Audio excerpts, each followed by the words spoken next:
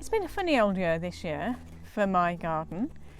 It's certainly not where I was expecting it to be at this time in year, at this time of the year. So it's the 1st of August and I've actually been putting off doing this garden tour. I had planned to do it mid-July, but there was just nothing particularly to show. There's not much more to show now, if I'm being truly honest, but there's something, and I was just going to have a big tidy up, cut back things, and so I just thought I've got to do the video before I do all of the cutbacks so that I can show you something. So if we haven't met before, I'm Nicola. I'm a gardener from Shropshire in the UK, which is a Zone 8, and I particularly like to grow flowers. So that's my main thing. But as I said, it's been a funny old year. So the issues I've had this year are weather and man-made issues. So I can't wholly blame the weather. We've had a very long cold winter, and then all of a sudden it was a heat wave. So from being really cold, we were suddenly into really hot, dry weather, which is unusual for the UK because we have lots of rain in the UK. But we had hot weather, no rain for quite a lot of May and all of June, definitely all of June. And during that time, I was away and my husband was in charge of the seeds, of which I had quite a lot going, but they all died because they didn't get watered appropriately. And then I've been chasing my tail ever since then. So really, from June it was really hot, so everything was just stifled whilst it needed some more water. And I don't really like watering too much because I prefer the plants to grow their roots, because it was still quite early in the season. I wanted them to get their own roots and establish their own roots and find their own water. So I didn't really water the plants in the ground very much either. So they were stunted for quite a bit. And then come July, we have had rain virtually every single day, which is rain or wind, which is why I've not done the video, because it just never seemed a good time. So whilst the rain was good for the plants, it just hasn't had the sunshine either to get things along.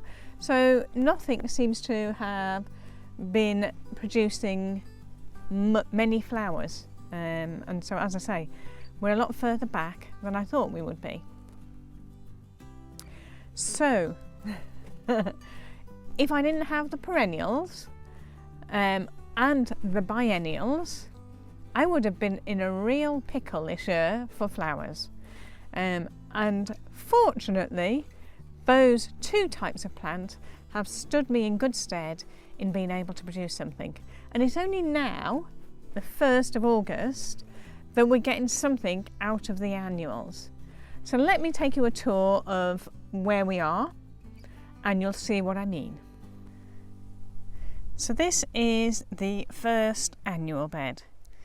These seeds were all sown in early spring, but these were the ones that survived the lack of watering in May. So we have some grasses that have gone absolutely crazy. So these are much better than they were last year, actually. They have gone crazy and they are brilliant. So I'm enjoying those a lot. Then we've got the scabiosas, which are just coming out now. And actually they look glorious now. There is a lot of them and it's all looking good. So we've got the Beaujolais, I think, and summer fruits, I think, are the ones at the back. And then this is just a mix of double tall scabiosa with a double flower. Although I would say a lot of it is looking pretty white. This might be in that mix as well. I don't know, because it is tall and it may have just flopped over. We've got a few of these, I'm going to say they're billy buttons or crapsidea. I might not have said that correctly at all. So there's a few of those coming up, but not many. We've got the Scabiosa ping pong coming through in seed heads there. And this little white flower here, which is longer on the edges, is also a Scabiosa, I believe. It may even be a perennial one. Moving on from the Scabiosa, we have Limonium or Statice, and actually it isn't too bad, but it's not really doing much yet. There's a lot of green, so I think when it all comes out it will be good. But the ones that are flowering, again, are really short stems. The next we have straw flowers or Helichrysum, and these are doing really well. So we have, I think, 3 colours in here. We have an orange, which is there and coming in here.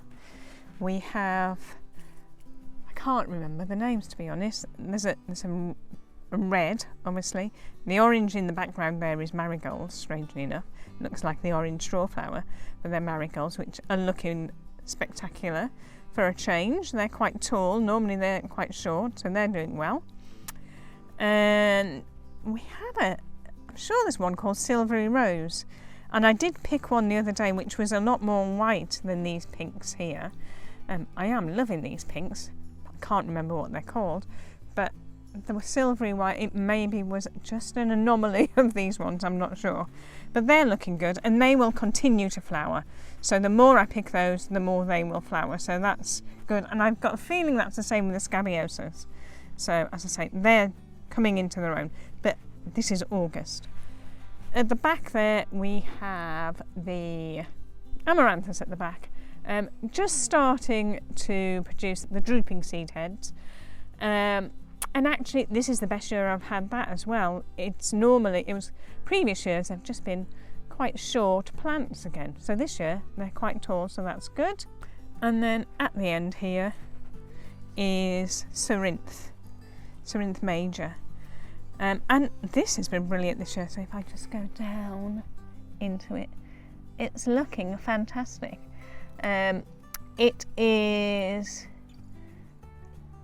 It's just brilliant. Nothing more to say. The leaves are different. They're quite strong stems, so they form good structure in a arrangement. The flowers add a little bit of extra something, but nothing that's too distracting. So they just add a little bit more of a classy touch to an arrangement. So it's looking really good, those. So these annuals here were sown in spring. These were I think these were planted, actually, if I think about it. These were planted out before they were neglected by my husband. So they were still seedlings, but they were planted out and were able to take any water that happened. So there was some rain in May, just not much, and it was warm. So they were able to establish themselves so far. Let me show you the ones that were neglected. So in this bed here are the remnants of what was sown at the same time as the previous bed, but didn't really get watered so well. So they had a really poor start to life, and they are only just coming now. So we have cornflower coming through, but that is a much shorter plant than normal. The Cosmos ended up only with 2 plants, bizarrely. Something's not being very Cosmos friendly this year. We have a Rogue Nicotiana over there, which looks kind of white compared to the greener ones over there. We have a random Snapdragon. So again, Snapdragons didn't really do well for me this year. We have in here some China Asters, and again some Scabiosas. So these Scabiosas are so much further back than the previous one, so that just goes to show how important it is to get things started properly. So say Nicotiana, they're doing well now, so that's good. Now, this section here had Nigella in, not Nigella, well it had some Nigella in it, but it also had zinnias. Now, either the zinnias have been eaten or this is the top of them. I have no idea what the heck has gone on. I don't know what that is. There's some more here. I really don't know what that is. But there's equally no zinnias. The leaves look like zinnias, so whether I've missed the flowering, I don't know. I don't know what's happened. This bed has been particularly troublesome. So not only has it got the plants that had a hard start in life, it's also been seems to have a lot of slug problems. My cat decided to use it as a litter tray, and I think equally there were some rabbits that came in and did some munching. So all in all, the fact that something has grown in it is pretty good. So for planting at the same time, this bed and that bed over there, they were sown at the same time, but their journey in life has been somewhat more challenging. These ones had it easy compared to here, and we can tell the difference because this is still yet to flower. And just to give you a full picture of the succession sowing, this bed here is for the seeds that I planted the 1st of June. So this was when I came back and discovered that my husband hadn't watered anything. Not that I'm bitter about that at all. And this is where we are. Really not very good at all. Cosmos, there is something definitely attacking the cosmos. I think it's rabbits.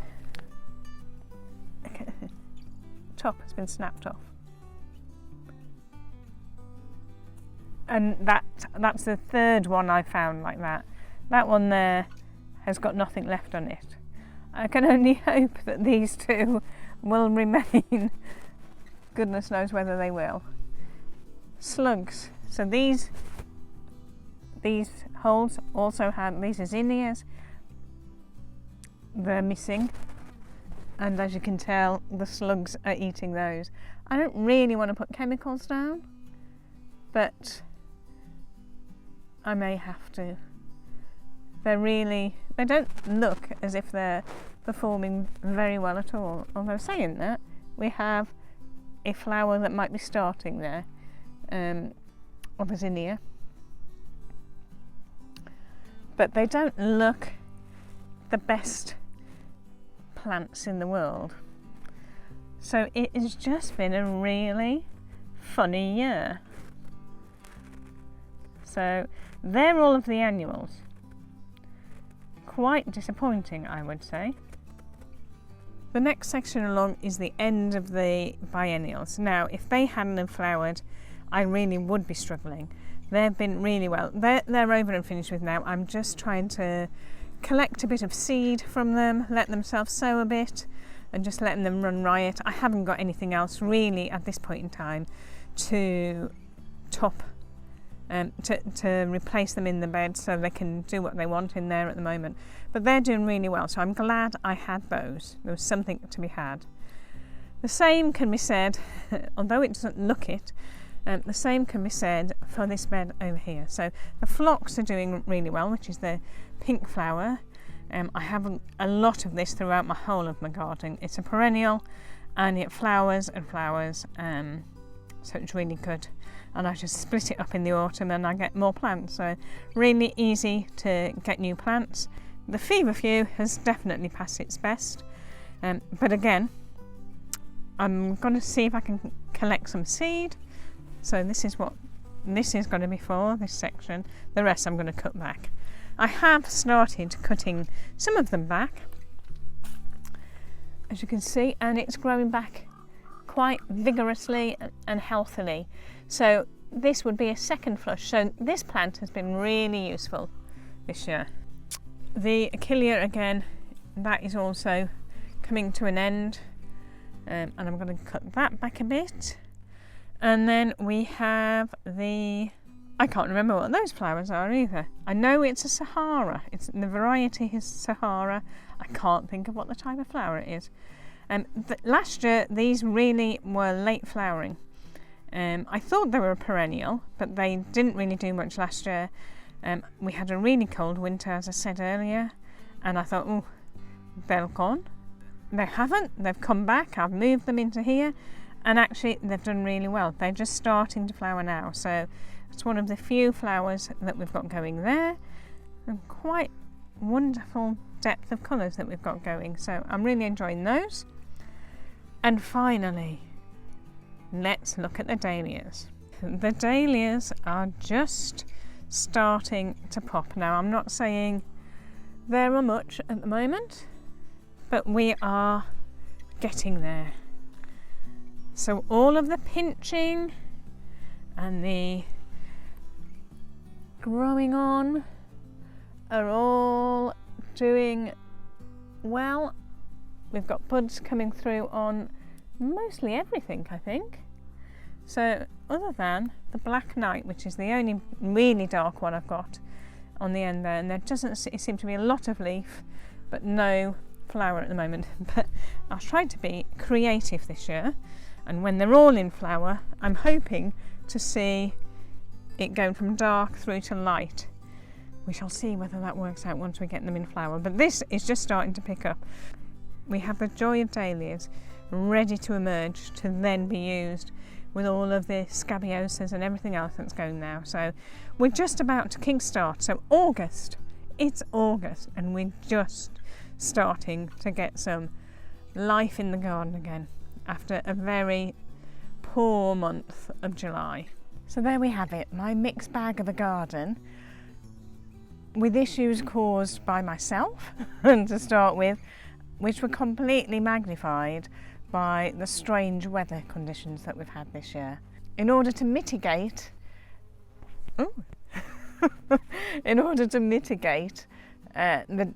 these problems from happening next year, although it's always a bit hit and miss because you're always dependent on the weather, or to try and get flowers, more significant flowers, earlier, I am gonna sow, or I have sown, some biennial seeds.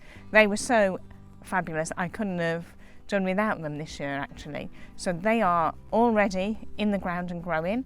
I'll link a video at the end of this video to show you what I did, and there'll be a progress report on that soon. And I am also going to autumn sow my hardy annuals, some of my hardy annuals.